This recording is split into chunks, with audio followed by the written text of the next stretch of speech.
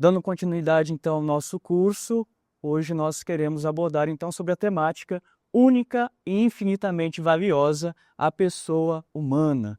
E para iniciarmos, então, a nossa reflexão, primeiramente nós podemos pensar o que faz de uma pessoa alguém digno de respeito, amor e consideração em nosso dia a dia, na forma como nós nos relacionamos com as pessoas, o que nós consideramos para respeitá-las, para tê-las em consideração. Seria apenas, por exemplo, o desempenho das pessoas ou aquilo que elas conseguem fazer por seu mérito, a utilidade que elas possuem? É um pouco disso que neste capítulo, nesta aula, nós queremos abordar e que o Doquete vai nos ajudando a responder essas questões. Já adianto, nós, ao olharmos para a pessoa humana, vemos que ela tem um valor infinito. Portanto, não apenas pela questão, de algum mérito da pessoa, mas por aquilo que ela já possui em si mesma, o seu valor de dignidade. Assim, o primeiro ponto que nós abordamos, então, neste capítulo é: a dignidade humana não é conquistada, ela é dada. Cada pessoa possui uma dignidade inviolável. Dessa forma, então, não depende de condições externas, não é adquirida pelo mérito, pela inteligência, pela força física ou qualquer outro fator. A dignidade humana é inerente, isto é, nasce com a pessoa, ou seja, desde o momento da fecundação. Ali já há uma pessoa e esta pessoa já é portadora de uma dignidade inviolável. Isso se dá porque, assim como nós já vemos no livro do Gênesis, já nas suas primeiras partes, Deus disse: façamos o homem à nossa imagem e semelhança. Deus criou o homem à sua imagem, a imagem de Deus, ele o criou. É porque nós somos criaturas de Deus, feitos à sua imagem e semelhança, objetos de seu amor, é porque nós somos portadores, então, desta dignidade. Ser imagem e semelhança de Deus, portanto, nos coloca primeiro numa vocação para o amor, a liberdade e a comunhão. Porque, se somos a imagem e semelhança de Deus, o Deus cristão é Pai, Filho e Espírito Santo, comunidade plena de amor, que se relaciona na comunhão, na liberdade. Feitos a esta imagem e semelhança, nós também não podemos nos relacionar de uma forma diferente com os irmãos, vocacionados para o amor, a liberdade e a comunhão. Além disso, sendo imagem e semelhança de Deus, nós ocupamos lugar de excelência na criação. Por quê? Porque os seres humanos são aqueles que possuem essa capacidade de comunicação com Deus, de podermos nos dirigir a Ele, ouvir os seus passos no jardim, dirigir a nossa voz a Deus. Sendo imagens de Deus, podemos nos comunicar com Ele. Só os seres humanos podem fazer isso. E por fim, como criaturas, nós não somos algo, somos alguém. Não somos só produtos, somos pessoas. Por isso, portadores desta dignidade infinita, inviolável. Porque somos criados à imagem e semelhança de Deus, temos este valor de dignidade, porque Deus ama a todos. Neste sentido, então, não podemos dizer que existem pessoas de uma segunda categoria, de olhar em nosso dia a dia e pensarmos que uma pessoa mais idosa que esteja com uma situação de saúde comprometida, ou algum executivo de alguma empresa, alguém em situação de rua, ou uma criança, nós não podemos considerá-las como fazendo distinção entre elas, como se fossem portadores de dignidades diferentes. Não, todos são, por serem imagem e semelhança de Deus, portadores desta dignidade, objetos do amor de Deus. Em segundo lugar, a pessoa humana é relacional. Nós não podemos nos entender fora desta dimensão comunitária, de uma dimensão social. Porque o ser humano é feito para viver em relação e não basta apenas uma relação boa com Deus, é preciso também uma boa relação com todos os seres humanos. Como cristãos, portanto, nós somos chamados a construir relações justas, fraternas, solidárias, em todos os lugares em que nos encontramos, nas famílias, nas escolas, nos locais de trabalho e até mesmo no meio digital. Já parou para perceber como tantas vezes nas redes sociais nós encontramos, infelizmente, comentários maldosos que acabam ferindo o outro, ferindo, portanto, a sua dignidade? Quantas vezes nós vemos espalhados, então, uma cultura de ódio ou até mesmo, em nossos tempos, essa cultura do cancelamento? Nós não estamos ali nos relacionando simplesmente com uma outra tela. Nós estamos nos relacionando com uma pessoa. Por isso também os nossos comentários, aquilo que falamos nas redes sociais, devem respeitar a dignidade da pessoa a quem eu estou me dirigindo. Essa dimensão, então, nós vemos a questão do pecado, que fere este relacionamento com Deus, fere as relações justas, fraternas e solidárias que nós devemos construir conosco mesmo, mas também fere a nossa relação com os nossos irmãos. Vai nos impedindo de viver nesta fraternidade. Como seres sociais de relação, nós participamos na força criadora de Deus. Por isso, somos responsáveis pela criação e por cada uma das outras pessoas. No livro do Gênesis, nós também recordamos, o ser humano é colocado como guardião da criação. Portanto, deve cuidar de toda a obra criada por Deus também, estando acima, como este guardião capaz de se relacionar com Deus. Ele tem esta missão de cuidar, fazendo com que, por exemplo, os recursos que nós temos cheguem a todas as pessoas, de modo que elas possam ter uma vida plena, uma vida abundante. Além disso, também cuidar de todas as outras pessoas que, sendo também portadores de dignidade, merecem o nosso respeito, o nosso cuidado e o nosso zelo.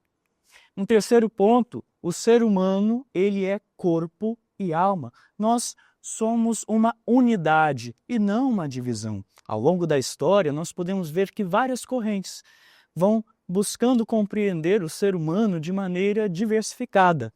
Nós temos, por exemplo, os materialistas e os espiritualistas, que acabam dividindo o ser humano. No materialismo, o ser humano é dividido de tal forma que o que é considerado é o seu corpo, a sua dimensão material. A alma seria simplesmente um acréscimo, um apêndice, quando ela é considerada. Os espiritualistas, por sua vez, fazem um caminho contrário, desconsideram o corpo, desconsideram esta dimensão da vida material para considerar apenas a alma, só um transcendente, só o material. Esta não é a visão da igreja. A igreja considera o corpo não como uma prisão da alma, e a alma pertencente essencialmente ao homem vivo. A igreja considera o ser humano por inteiro, na integralidade, corpo e alma. Assim, o corpo ligado à terra, uma parte da natureza. A alma, por sua vez, encontra identidade pessoal e também vê Deus, e que por ele é vista para sempre, na sua integralidade. Nós não podemos dividir o ser humano, corpo e alma, ambos criados por Deus numa unidade, ambos portadores de dignidade. Esta visão do ser humano possui implicações concretas, porque nós podemos ver aquilo que afeta o corpo afeta a pessoa inteira. E aquilo que fere a alma também fere o ser humano como um todo. Além disso, a igreja se preocupa, então, a partir desta visão, tanto com as condições materiais de vida das pessoas, mas também o sentido espiritual e transcendente da existência. Essa preocupação por inteiro. Daí que, ao pensarmos as políticas públicas, não são apenas atos de justiça social, mas reconhecimento da dignidade humana presente na totalidade das pessoas. É a partir desse espírito que ganha sentido, por exemplo, a luta contra a fome, contra a exclusão, contra a tortura de pessoas, porque olhamos para o ser humano como inteiro, para que se realize materialmente e espiritualmente. Um quarto ponto, ao tratarmos sobre a dignidade humana, é a questão da liberdade e a responsabilidade que a liberdade acarreta. Liberdade não é fazer o que se quer, é fazer o bem com responsabilidade. Deve ser orientado, então, por valores objetivos, como o amor. E ao tratarmos de amor, é claro, não estamos falando apenas daquele sentimentalismo, né? Mas de um amor concreto, de um amor que se doa, capaz de querer o bem do outro. Além disso, por outros valores, como a verdade, a vida, a justiça e a paz. A liberdade deve ser vivida na responsabilidade e é a consciência que vai nos instruir acerca desses valores. É preciso, portanto, treiná-la. A consciência é como essa voz da verdade que nós temos dentro de nós, que vai nos falando e nos orientando em como é que nós devemos agir, como devemos viver e nos relacionarmos uns com os outros. Somente em liberdade, então, é que os seres humanos podem dar forma a uma vida pessoal e social. A liberdade existe para que, com vontade e inteligência, façamos o que é verdadeiramente bom. A liberdade exige a libertação em Cristo. É preciso, portanto, que nós unamos aquilo que nós sabemos, as nossas capacidades intelectuais, mas também com a nossa vontade, o nosso centro de ação de agir, para assim, com responsabilidade, vivermos uma vida em liberdade. O tema da dignidade da pessoa humana, portanto, possui um grande valor dentro da doutrina social da Igreja. É um dos seus pilares. Se entendemos e acolhemos essa verdade, então tudo mais se ordena. A economia, a política, o cuidado com os pobres, a defesa da vida, a ecologia, o trabalho, a educação. Se consideramos a pessoa humana portadora de uma dignidade infinita, nós então somos capazes de bem ordenar toda a nossa vida, ordenar a sociedade, porque vamos considerá-la a pessoa na sua primazia sobre todas as outras coisas. Neste sentido, há uma luta importante que nós vemos já um caminho de crescimento a partir da Declaração Universal dos Direitos Humanos de 1948. É claro, nós estamos aqui falando do ser humano portador de uma dignidade, de um valor imenso, criado à imagem e semelhança de Deus e portador de um grande amor, alvo do grande amor de Deus. Mas este mesmo ser humano é capaz de ir na contramão de todos esses valores, é capaz de errar. E isso nós vemos, por exemplo, a partir da Segunda Guerra Mundial. Quantas situações difíceis, quanto ódio, quanta maldade nós vimos acontecer naquele período. As nações se unem, portanto, para defender os valores, os direitos humanos. E São João Paulo II, ao comentar sobre essa declaração de 1948, vai dizer que ela é um marco no caminho do progresso moral da humanidade, por perceber a importância da defesa desses direitos. Os direitos humanos, portanto, são direitos fundamentais que estão de acordo com a natureza humana. O direito à vida, direito à liberdade de opinião, condições dignas de trabalho para ganhar o próprio sustento e o da família, a liberdade religiosa, todos esses direitos contribuem para que cada um de nós, cada pessoa portadora de uma dignidade infinita, possa então viver com essa dignidade respeitada, tendo vida plena e vida em abundância. Os cristãos, portanto, não devem reclamar os direitos humanos apenas quando se trata de proteção. Deve saber que tem também a obrigação de defender e de fortalecer os direitos fundamentais de todos os seres humanos. É a tarefa da Igreja, que deve anunciar e denunciar. Anunciar aquilo que são os valores fundamentais da vida. Anunciar aquilo que são as condições sem as quais nós não conseguimos viver plenamente, e ao mesmo tempo denunciar todas as situações que ferem a dignidade humana, que ferem aquilo que são os valores que os seres humanos devem cultivar para viver bem. Portanto, tudo se transforma quando olhamos o mundo com os olhos de Cristo, que nos ensina a enxergar o rosto de Deus em cada ser humano. Cada vez que nós vemos as pessoas reconhecendo nelas este valor de dignidade, quando somos capazes de ter os mesmos olhos de Deus, então as nossas relações vão se transformando profundamente. É sinal que nós reconhecemos no outro o rosto de Deus, sinal que reconhecemos no outro que ele é imagem e semelhança, que é alvo do amor de Deus.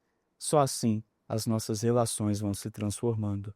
O homem nunca deve ser um simples meio para alcançar que objetivos for, mas fim em si mesmo. Cada ser humano não é um produto que eu posso usar da maneira como eu quero para atingir os meus objetivos, para crescer na vida, como alguns vão colocando nessa expressão. Cada ser humano é um fim em si mesmo, portanto deve ser respeitado.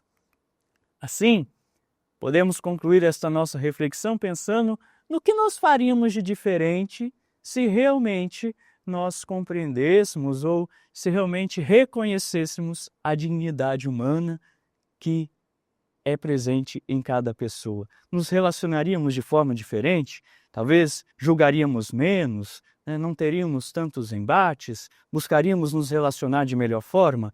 Estas são algumas reflexões que este capítulo 3º do Doquete nos convida a refletir, a pensar, e espero que isso nos ajude a ter e aguçar um pouco mais a nossa curiosidade para uma boa leitura deste capítulo e assim aprofundar mais essas questões e as nossas vivências. Transformar o mundo começa transformando o nosso olhar. E o primeiro passo é reconhecer a beleza e o valor de cada ser humano, inclusive o seu. Só a partir disso nós podemos bem nos relacionarmos uns com os outros, construindo esta relação bonita e fraterna com Deus, conosco mesmo, com as outras pessoas com quem encontramos e com todo o ambiente em que vivemos, a criação inteira de Deus. Assim, única e infinitamente valiosa é a pessoa humana, que os nossos gestos, as nossas ações a cada dia possam se transformar, para que assim nós sejamos, em meio à sociedade, sal da terra, luz do mundo, fermento de transformação nas relações com as pessoas.